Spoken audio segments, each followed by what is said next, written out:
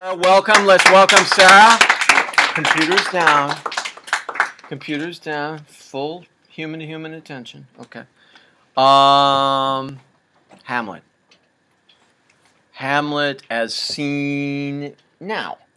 You know, as maybe an algorithm, as maybe a little test tube filled with microbes and so forth. Here's one thing I read. Okay. We had our game theory thing last week just to help us understand the fluidity of play analysis. It's not just stodgy things you put back on the shelf. We're living it. There's this type of bacteria, that some E. coli bacteria, where it's hyper competitive, like our lives, Jones, like here now, where we're hyper competitive in here. There's boys in this class, there's girls in the class, everyone assumes they have a narrative and then they throw their narrative away. Anyway, these bacteria are, you med students, produce this toxin to kill off its competitors, right? And then some of the competitors produced an antidote to the toxin. And this takes energy, right? And then through most of these bacteria, you had the one bacteria didn't have anything, one who had the antidote and the toxin, and one bacteria that evolved, mutated into a bacteria that just made the antidote, right? So he or she could spend most of the time reproducing, which is what we're here to do, according to Freud, right? So we see a mutation. What kind of mutation do you see in Elsinore? Oh gosh, I don't know. You don't know? No. Young guy, come back from college. He's already made love to his girlfriend. She's no longer a virgin, but they don't want to tell everyone this. Ophelia, right? I think there's a thing where they make the beautiful love, their teenage love. She says, I'm going to give myself to you. It's the old days. It's pre-feminist, right? So when a woman gave away her virginity, this was kind of a big deal in some societies.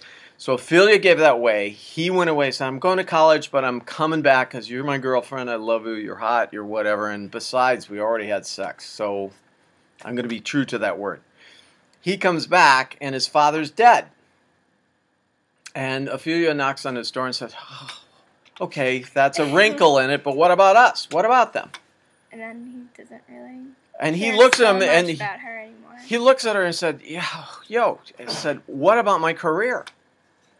I just came back, and it's not as it seems. I suddenly am missing a career as a king, right, Shannon? Yes. He comes back. That's it. I said, okay, babe, I mean, it was beautiful. I still love you, whatever, but get off my back because I got bigger things to think about than your virginity.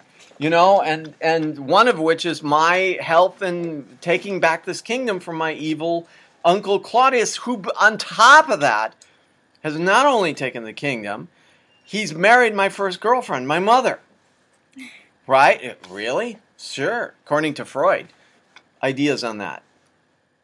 And just this dynamic I mentioned, like giving affection in a game way, like the bacteria said, okay, we're hip, we're cool, we're bonded. Ophelia and Hamlet bond before he goes to college. He gets a letter at college and says, oh, you better come back as soon as possible because all hell broke loose. Horatio probably sent it to him. And ... We lead off on that. How these people like a game or bacteria or office politics or something like this? Well, for like Hamlet, he's having everything thrown at him, and he's trying to adapt to sort of evolve to be the one who can fix it. To produce. Is he a little prissy to begin with? Kind of. He's got the beautiful girlfriend who's the daughter of one of his dad's employees. Who does that here? No one? No, it's a court. It's a court. Yeah. Privileged. So he's been privileged. They said go off and study philosophy at these nice New England expensive college. You know, you got in. You know, he'll never know if he got in because of his influence and money or his brains, right? Mm-hmm. So he's in doubt. His beautiful girlfriend is wigging out, man. She says, we were supposed to get married. Come on. Yeah. This is the promise we made each other, and you gave me that promise that one night we made the love, and now I can't even, in the old medieval ways, I can't look for another husband, nor do I want to. Okay, and he goes to his friends and then to Claudius. But you know what? Something evil has happened. I've been stripped of the company just by being away. This shouldn't be the. There should be something called culture when everyone is acting naturally. Do we act? I guess what I'm saying, Sarah. Do we act naturally or do we act culturally? Culturally. You hope. Who weighs in? Alex. I would say we act. If you think culturally, as in terms of what we're pressured to do, I would say we act like that. Although I guess sometimes we do an impulse. Because in the old school, pre-feminist, Hamlet sort of gave Ophelia an IOU, right? It's like it was a beautiful summer night. There was a party. They went out in the woods. They made the beautiful love, and he's like, "Okay, here's an IOU. This means we're together." And maybe she's a clever girl. They always make her be so like, ethereal and not with it politically. Yeah. But maybe she's on top of it. Because her father Polonius in that other part tells her, "Oh, don't have sex with Hamlet," and her brother tells her that too. Oh God, I want to say Orestes. Who's her brother? The feisty one, Laertes. Orestes. We covered that. And then Hamlet goes up to his mother and said, What's going on here, man? It's like, is any of you guys, if you got a wealthy mother or a wealthy father, he dies, the uncle comes in, marries your mother, and suddenly your step siblings have all the line up to the will. How are you gonna feel about that, Brandy? Pretty pissed. Pissed, but are you gonna let on like you're pissed right away, or are you gonna see how it plays out? You're gonna have a poker face and try to work your way through it. Because exposing everything never really benefits anyone, right, Lucy? Right. Or is there a time when I see so many people in life who just like clear the table with their hand and start swinging, right? Would you do that? I suspect you would start punching. No. You what? You took, you gave the kingdom which was mine to my uncle just because now you're having sex with him? And you started having sex with him a month later? There's so many lines. My father was barely cold when you gave him your intimacy. What would you do? Is Hamlet perpetually interesting because of these intrigues? I mean, personally, myself, I probably wouldn't even know what to do. And I feel like Hamlet sort of, to an extent, really doesn't know what to do either. I feel like I would probably react like him. I would just be really, You would take your keys distraught. into his pretty little SUV. You would take a Louisville Slugger to both headlights. You would... Oh, wait, I'm sorry. Something more than that. Right, Shannon? No, Cara. Something more than that. Put yourself in a feminist version of Hamlet. You say, you're a field, you say, "Hey man, no biggie, I already got a boyfriend up the street. I hope you get this thing sorted out with your family, but I'm out of here." I don't know. Is that the feminist? Oh yeah. No. You read it.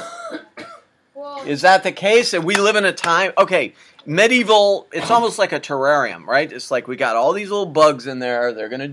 We wind them up, they're going to do what they want to do, and we watch them have a big sword fight at the end, right? And that's it. But if we were to do, my point here, Shannon, is it all about values in the beginning? I said, what's more important, or what do we listen to more in our lives, nature or culture? I contend nature. well, I think in this play you can see Hamlet's trying to go with culture and do what's what he. That's thinks why is it's right. interesting play, yeah. But then he starts freaking out and he's trying to avenge his father's death, and then he just goes right into what nature tells him to do. You start stabbing with that sword. Yeah, I mean he goes from okay, I'm just trying to be cultured and cool and calm-headed, and then there's a breaking point, and then he's like, screw it, and then he just goes back to his primal instincts.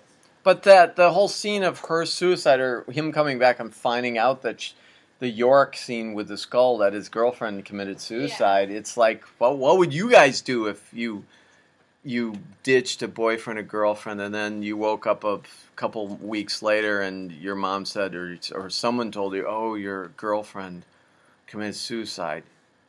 You go, "Oh my God, that's unfortunate." What? You feel awful. You feel like it's your fault. Yeah, you Hamlet. Does that when nature kicks in? Emily, right? Yeah. Is that when nature?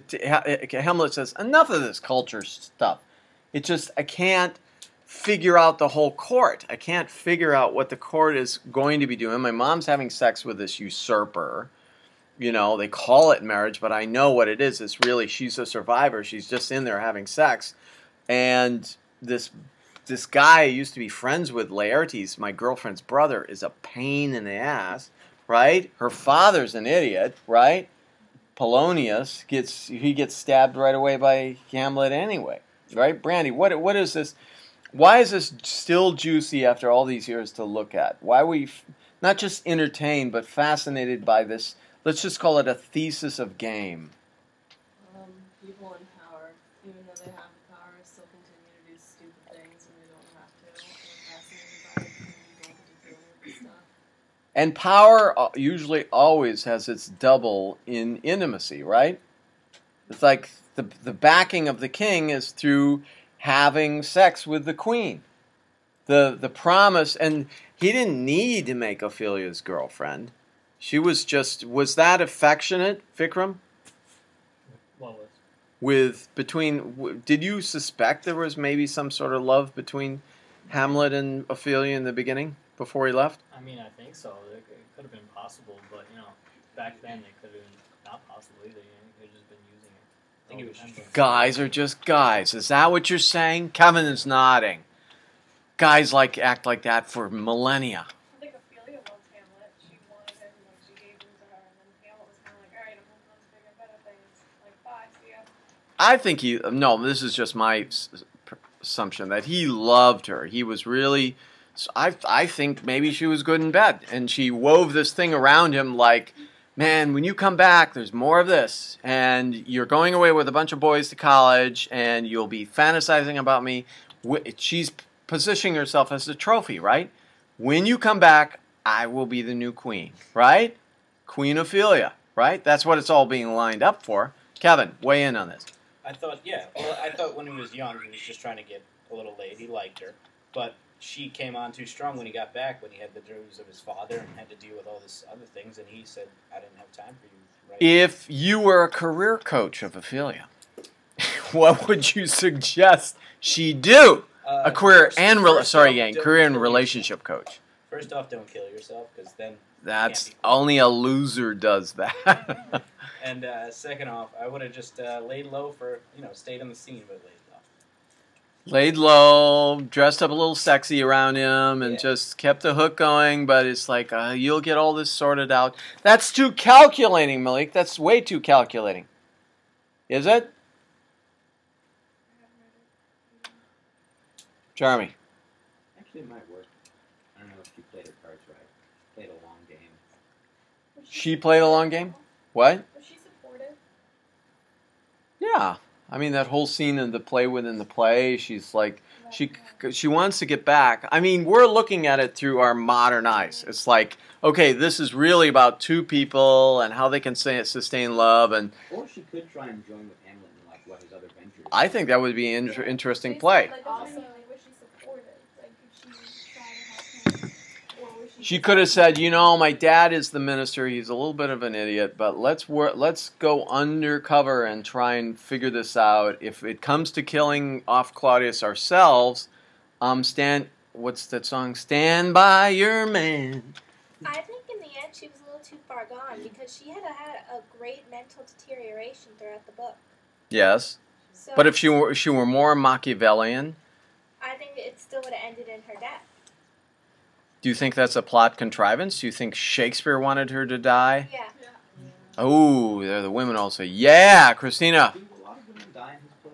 Yeah. I told you about the cowboy Oedipal structure. Everyone I was died. wondering The if you man's were- task is incomplete. Therefore, rule number 1, kill off the woman. Right? That's the formulaic. We're talking formula, feminist ladies. We're not talking like but this is the incentive to a culture to say, men, get out there, fight, kill, bite, build pyramids, do what you have to do, and then come home and get some nice tender loving. That's the message in the old school. Yes. I mean, I think it's just the message is that Hamlet loses control of his emotions and of what reality Hamlet himself, like he's the doppelganger to Ophelia, he doesn't have a grasp on reality Right, too. exactly. So I think that's The ghost could only be a ghost, a figment of his imagination, right?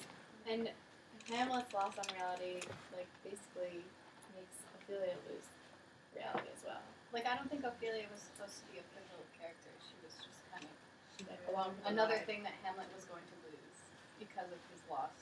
Because of his procrastination, right? He could have swooped her up and said, "Baby, you're the hottest thing ever. Let's go off and make our own life." But I don't think that was Shakespeare's intention. Or was he reflecting a medieval cosmology?